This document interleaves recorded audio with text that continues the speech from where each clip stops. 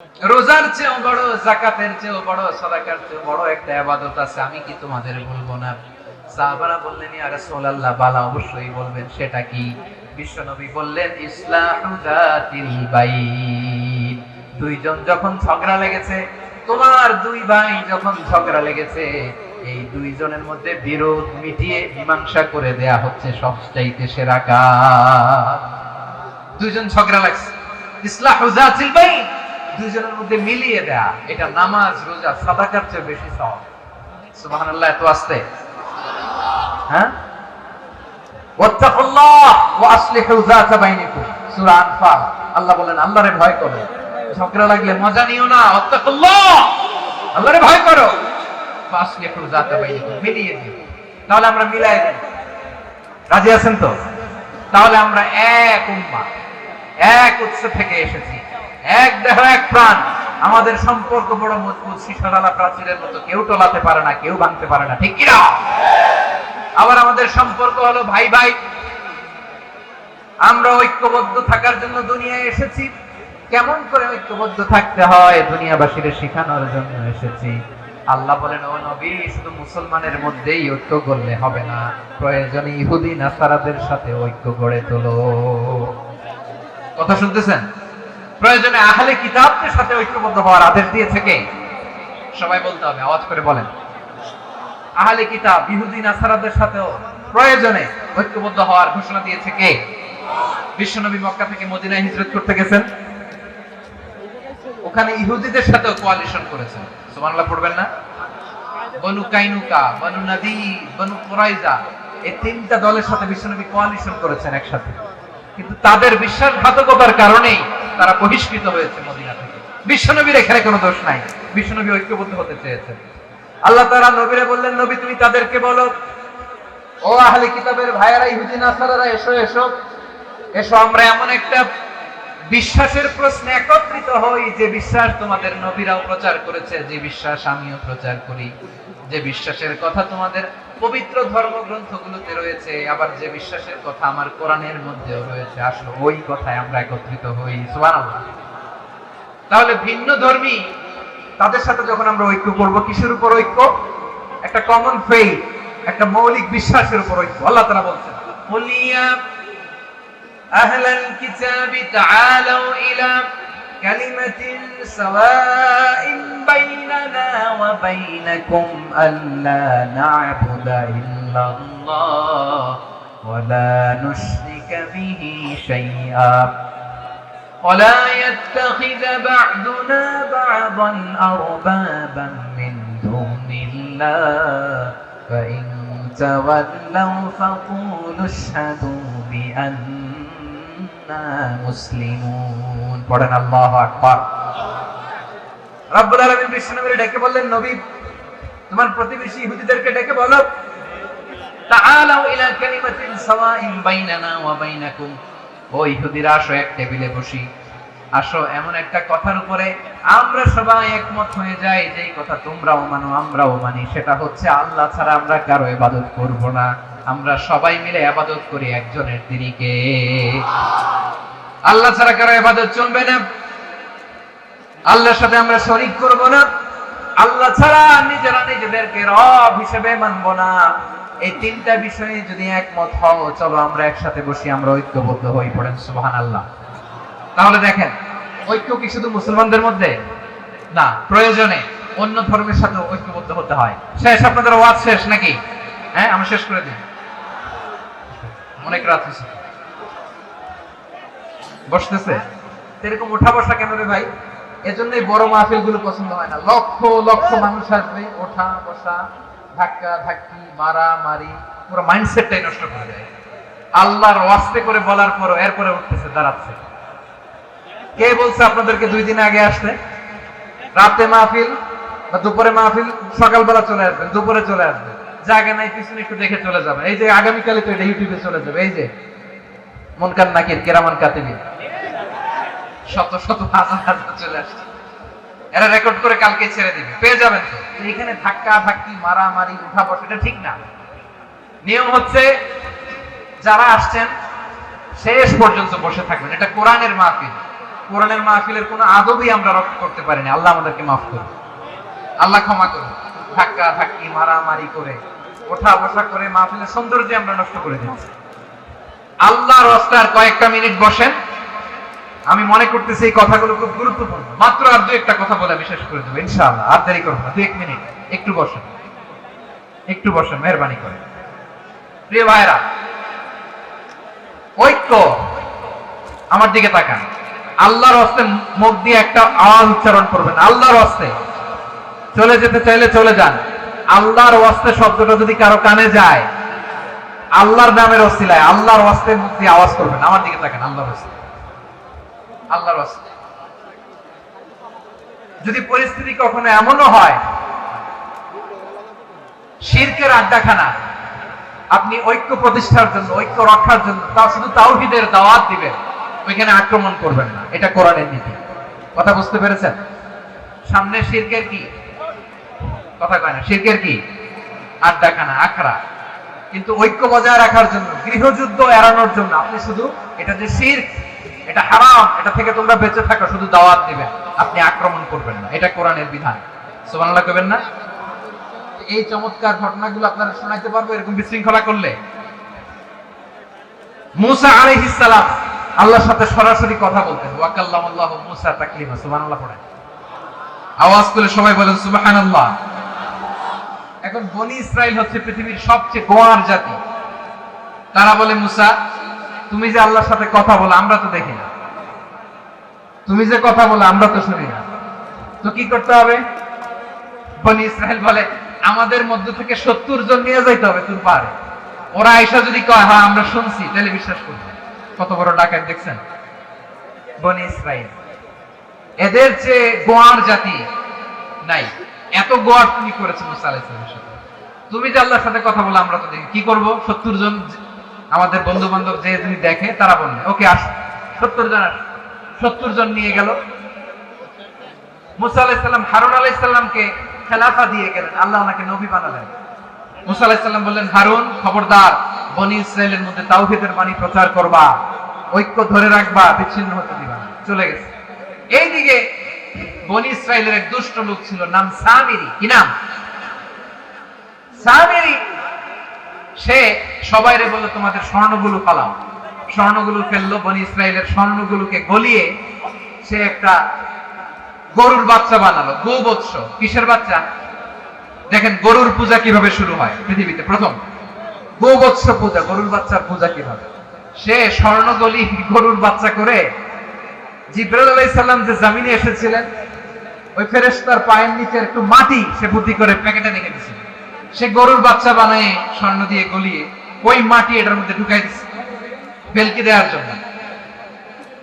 স্বর্ণ দিয়ে বানানো গোবৎস গরুর বাচ্চার গায়ে যখন সেই মাটি ছুঁড়ে দেয়া হলো, এখন বাছুরের ভেতর থেকে ভ্যাঁ ভ্যাঁ আওয়াজ আসতেছে। কি আসতেছে? সবাই তো অবাক। সামিরি বলে, আরে তোমরা যে 70 জন দিয়ে মুসা আলাইহিস সালামকে পাঠাইছো ওইদিকে, এত ঘুরতেছে, আল্লাহরে খুঁজে পায় না, আল্লাহ তো এটার ভিতরে ঢুকছে।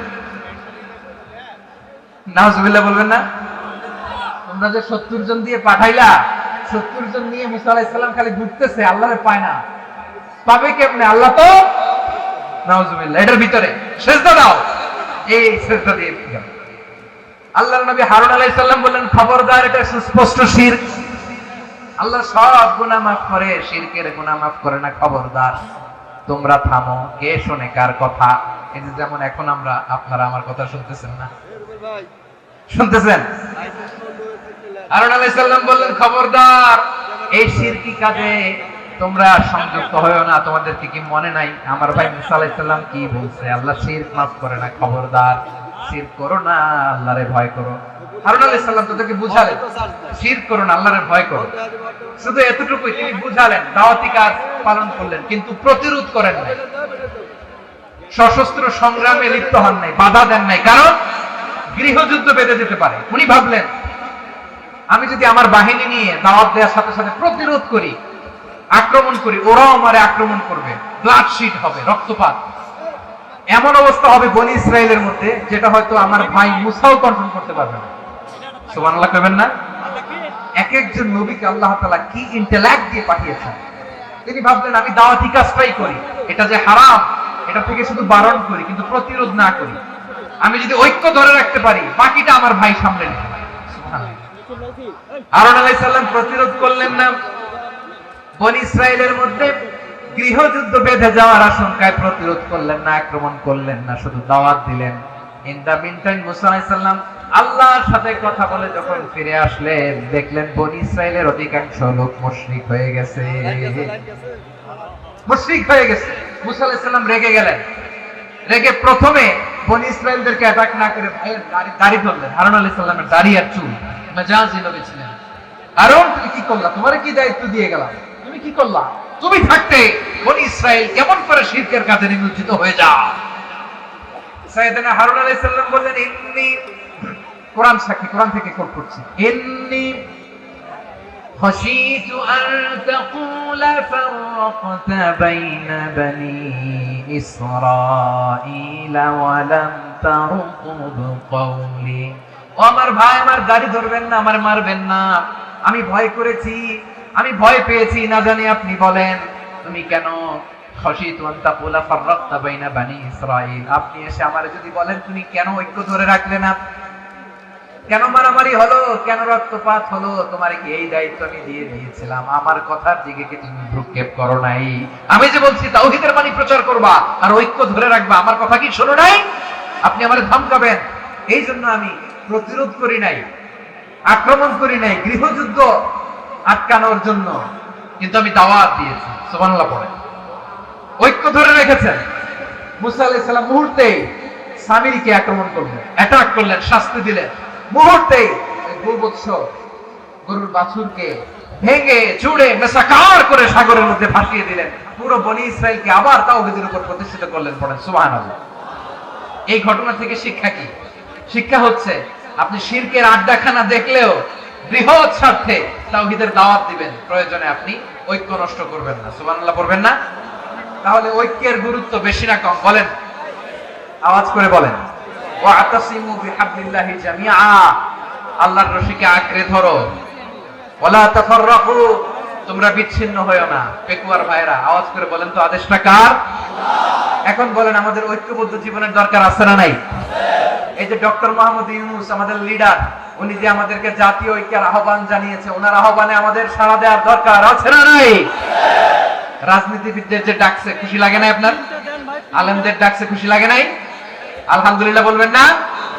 আলহামদুলিল্লাহ, সবাইকে ডেকেছে, ঐক্যবদ্ধ করেছে। আমরা ঐক্যবদ্ধ থাকতে চাই, আমরা ঐক্যবদ্ধ জীবন চাই, আমরা আর কাদা ছড়াছড়ি করতে চাই না। রাজি আছেন সবাই? এখন আমরা যদি ঐক্য নষ্ট করি আমাদের কি কি সমস্যা, কি ক্ষতি, কি কুফল? অনৈক্যের কুফল কি? কয়েকটা কুফলের কথা বলে শেষ করব। প্রিয় ভাইরা, what are the drawbacks and these advantages of division, social and political division in the society, disunity? আমরা যদি বিচ্ছিন্ন হই, একে অপরের যদি মারামারি করি, একজন যদি আরেকজনের কাফের ফতোয়া দেয়, আমাদের কি ক্ষতি? শুনবেন? কথা কয় না, শুনবেন? এক নাম্বার ক্ষতি হচ্ছে আমরা যদি বিচ্ছিন্ন হই আমাদের শক্তি কমে যাবে, আমাদের পাওয়ার আমরা হারাবো। আমাদের কি হারাবো? পাওয়ার। মনে রাখবেন, যখন আমি একা থাকি তখন আমি ব্যক্তি, যখন আমরা সবাই মিলি তখন আমরা শক্তি। এই শক্তি নিয়ে আমাদের সামনে এগিয়ে যাওয়ার দরকার আছে না নাই? তাহলে আমরা যদি বিরোধে নিজেরা বিরোধে লিপ্ত হই আমাদের ক্ষমতা, পাওয়ার ছুটে যাবে। আমরা এই পাওয়ার হারাতে চাই না, ঠিক কিনা বলেন? রব্বুল আলামিন ঠিক তাই বললেন। রব্বুল আলামিন বললেন খবরদার, ওয়াতিউল্লাহ ওয়া রাসূলাহু ওয়া লা তানাযাউ ফাতাফশালু ওয়া তাযহাবা রিহুকুম ওয়াসবিরু ইন্নাল্লাহা মা'আস সাবিরিন। আল্লাহর আনুগত্য করো, নবীর আনুগত্য করো, কিন্তু খবরদার নিজেরা বিরোধে লিপ্ত হইও না, নিজেরা মারামারি করো না, তাহলে তোমাদের শক্তি কমায় দিবে কে? ফাতাফশালু, তোমরা সাহস হারাবা, ওয়া তাযহাবা রিহুকুম, তোমাদের শক্তি কমে যাবে, পাওয়ার কমে যাবে। তাহলে আমরা যদি নিজেরা মারামারি করি, আমরা নিজেরা যদি বিচ্ছিন্নতায় লিপ্ত হই, আমরা যদি মতানৈক্য করি, তাহলে আমাদের শক্তি কমে যাবে, ঠিক কিনা? আমরা শক্তি কমাবো। আচ্ছা, ছোট্ট একটা বাঁশের কঞ্চি যদি আপনারা দেয়, পায়ের মধ্যে ধাক্কা দিয়ে ভাঙতে পারবেন না? এরকম বাঁশের কঞ্চি যদি 20টা একসাথে জোড়া লাগায় দেয়, ভাঙতে পারবেন? কথা বোঝে নাই মনে হয়। চিকন একটা বাঁশের কঞ্চি দিলে ভাঙা যাবে না? এরকম চিকনই 20টা বাঁশের কঞ্চি একসাথে লাগাই দিলে ভাঙতে পারবেন? কারণ যখন আমি একা থাকি তখন আমি ব্যক্তি, যখন আমরা সবাই মিলি তখন আমরা শক্তি।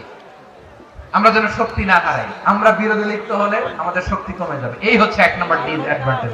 2 নম্বর ডিসঅ্যাডভান্টেজ হচ্ছে আমরা নিজেরা বিরোধে লিপ্ত হলে অন্যরা আমাদের মাথায় কাঁঠাল ভেঙে খাইতে সুবিধা হয়। কথা বুঝেন নাই? আমরা যদি বিরোধে লিপ্ত হই তাহলে পরাশক্তিগুলোর সুবিধা, তখন আমাদের কাউকে দিতে হবে ট্রানজিট, কাউকে দিতে হবে সেন্ট মার্টিন, কাউকে দিতে হবে দেশের অর্ধেক চিল্লা, এগুলো ঠিক কিনা? নিজেরা নিজেদের প্রবলেম সলভ করার ক্যাপাসিটি আমাদের আর থাকবে না। আমরা যদি বিরোধে জড়াই, আমার কলিজার টুকরা পেকুয়ার ভাইরা, আমরা বিরোধ করব না, আমরা বিচ্ছিন্ন হব না। নিজেরা বিরোধে জড়ালে পরাশক্তিগুলো আমাদের মাথায় কাঁঠাল ভেঙে খায়। তখন ভারতের পিছনে দৌড়াতে দৌড়াতে, আমেরিকার পিছনে দৌড়াতে দৌড়াতে আমাদের জুতার তলা ক্ষয় হইয়া যাইবে। নিজেরা নিজেদের প্রবলেম সলভ করা যাবে না। আমরা যদি অন্যের পিছনে না দৌড়াতাম আর এই বিরোধকে থামাতে পারতাম, বাংলাদেশ আজকে যেখানে আছে তার কমপক্ষে 50 গুণ সামনে থাকতো। চিল্লায় বলেন ঠিক কিনা? তাহলে 1 নম্বর ক্ষতি হচ্ছে আমাদের পাওয়ার লেস হয়ে যায়, আমরা দুর্বল হই যদি আমরা বিরোধ করি। 2 নম্বর হচ্ছে পরাশক্তিগুলোর সুবিধা নেই। 3 নম্বর হচ্ছে আমাদের উন্নয়ন, দেশের উন্নতি, অগ্রগতি এটা স্থবির হয়ে যায়, এটা বাধাগ্রস্ত হয়। প্রিয় ভাই, ইউনিটি, ঐক্য হচ্ছে একটা দেশের উন্নয়নের মূল ভিত্তি। দুইজন কইছে ঠিক, এদিকে এখন কয়েকজন কইছে ঠিক। ঐক্য হচ্ছে একটা দেশের, জাতীয় ঐক্য হচ্ছে কোন দেশের উন্নয়ন অগ্রগতির মূল ভিত্তি, ঠিক কিনা বলেন? ইউনিটি অফ এ কান্ট্রি, এটা হচ্ছে একটা সাস্টেইনেবল ডেভেলপমেন্ট, সোশ্যাল স্টেবিলিটির জন্য এটা অনেক গুরুত্বপূর্ণ। এজন্য বিরোধের কোনো স্থান আমরা দিব না, আমরা ঐক্যবদ্ধ থাকবো ইনশাআল্লাহ। বলেন।